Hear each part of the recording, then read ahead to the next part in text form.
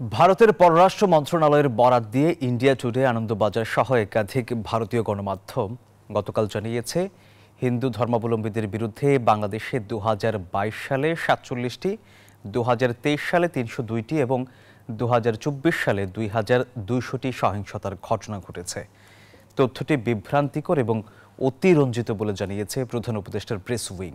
স্বাধীন মানবাধিকার সংস্থা আইন এবং সালিশ কেন্দ্রের মতে 2024 সালের জানুয়ারি থেকে নভেম্বর পর্যন্ত বাংলাদেশে ধর্মীয় সংখ্যালঘুদের বিরুদ্ধে সহিংস ঘটনার সংখ্যা 138টি।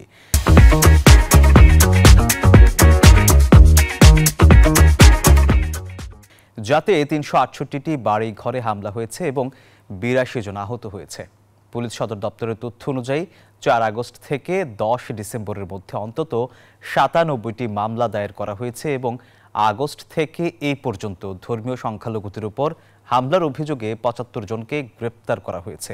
এসব ঘটনার বেশিরভাগই 5 আগস্ট থেকে 8 আগস্টের মধ্যে ঘটেছে, যখন দেশে কোনো সরকার ছিল না। এসব হামলার বেশিরভাগই ঘটেছে রাজনৈতিক কারণে।